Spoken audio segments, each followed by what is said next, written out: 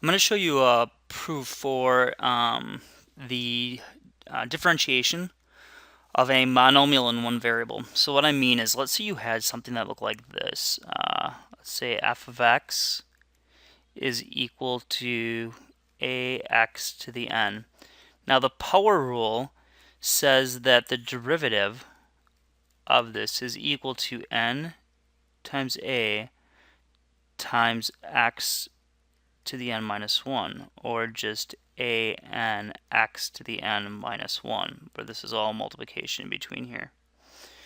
Okay, so that right here, this is our power rule. We drop down the power, and then we multiply it by the coefficient out in front, so n times a, and then we subtract 1 off the power. So for example, if, let's say, g of x was equal to 3x to the fourth, well then, g prime, keep my notation consistent here, g prime of x is equal to 4 times 3, which is 12, x to the third power, because I subtract 1 off the 4. Now, how do we go ahead and prove this? Well, it actually isn't that hard. So what we do is we say, okay, well, n, now, in this definition here, we're assuming that n is a natural number. Okay, but we can extend that to integers. We can also extend it to rational and irrational numbers. But to go ahead and do this little proof here, what we're going to do is we're going to take our function and write out the definition of the derivative. So f prime of x is the limit as delta x goes to 0 of f at x plus delta x minus f at x all over delta x. So this is the limit as delta x goes to 0 of a times x plus delta x, we don't know what that guy is, to the n, okay, minus a x to the n all over delta x. Now here's the thing, we got to be able to expand this guy out, and the expansion of this all depends on the binomial. So what we're going to do is we know the following. We know that x plus delta x to the n is equal to the sum of the following. It's going to be equal to the sum as I goes from, we're going to start out at 1. Oh, hang on, let me see if I want to start out with 0 or not. Yeah, I think it's going to be easier. It doesn't matter, but the way that I want to write this, I'm going to start out with 0. So from 0 to n of n choose I times, now here it really is irrelevant which one we go with first, so I'm just going to do the x to the n minus I delta x to the I. And so really, this guy right here, this is a combination, so we can really get these guys right here from Pascal's triangle, because that gives us the different combinations of however many we're picking, choose, as we go down the sequence. And if you had a pre-calculus teacher that showed you this theorem, you should at some point thank them. Okay, so what this basically says is that this guy right here expands out to look something like this. Sorry about that squeaking, I'll move my headset here. So this is going to be a times the following. It's going to be n choose 0, x to the n, delta x to the 0, plus n choose 1, x to the n minus 1, delta x to the first, plus n choose 2, x to the n minus 2, this is going to be, okay, that guy right there, all the way down to n choose n. X to the n minus n, which is x to the 0, so that guy's going to go away. And this is delta x to the n. And then, so a is times that whole mess. I don't know if I'm going to be able to fit it here into the screen, but we'll try. Minus ax to the n. That whole guy is over delta x. Now here's what is interesting about this.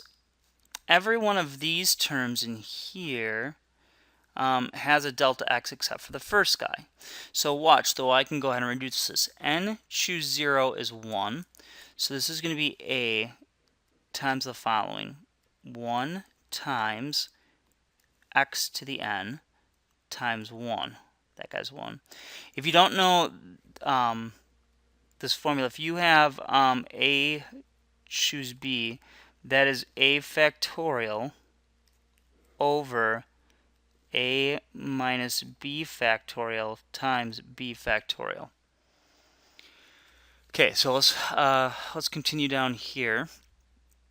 This guy, n choose 1, I don't even need to write it out. Well, actually, I do need to write this guy out because that is going to be that's just n, so I'll write it out. It's going to be n factorial over n minus 1 factorial times 1 factorial times x to the n minus 1 times delta x plus. Now this guy right here, this is the guy that doesn't matter, but I'm going to write it out. It'll be n factorial n minus 2 factorial times 2 factorial times x to the n minus 2 times delta x squared plus plus. Okay, this guy right here is going to be n factorial over n minus n factorial, which is 0 factorial or 1. Okay, I'm not dividing by 0 there, that guy's 1. And then times n factorial delta x to the n, that whole guy, a times subtract ax to the n all over delta x. Now watch what happens here. It's not so bad. The limit as delta x goes to 0 of this guy right here, if we multiply our a in, here's what we get. We get ax to the n plus, now this right here is just n, because it's n multiplied all the way down over n minus 1 multiplied all the way down, so that's just n. X, well, I gotta multiply it by a, sorry. It's a times n times x to the n minus 1. That's this guy times delta x. Okay, so right now this guy right here is this guy right here. And then a, now this right here is going to be n over 2. It's really irrelevant what it is because you're going to see it's going to drop out in a second. But it's going to be n times n minus 1 over 2 x to the n minus 2 delta x squared. This right here is going to be 1. And so this is just going to be, oh, sorry, I got to multiply this guy at the end here by a. Again, it's not going to matter. Watch, you'll see in a minute. A times delta x to the n, and then subtract ax to the n. That whole thing is over delta x. Okay, so we're almost there. This is the limit as delta x goes to 0 of. Now this guy right here and this guy right here, they cancel. Everything up top has a delta x in it, so we're going to factor that out. What's left in the first guy is a n x to the n minus 1. What's left in the second guy is a times n minus 1 over 2 x to the n minus 2 times 1 delta x plus. Now notice that every term from here on over will have some power of delta x in it. Okay, that's the important part. Is every guy back here is going to have some delta x in it. So this is going to be a all the way down to a times delta x to the n minus 1 because we pulled one out right here.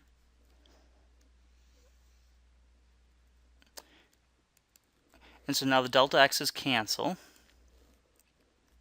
So we're rewriting a form that's close. But now as we take the limits of this ugly guy, all of these guys right here, this term goes towards 0.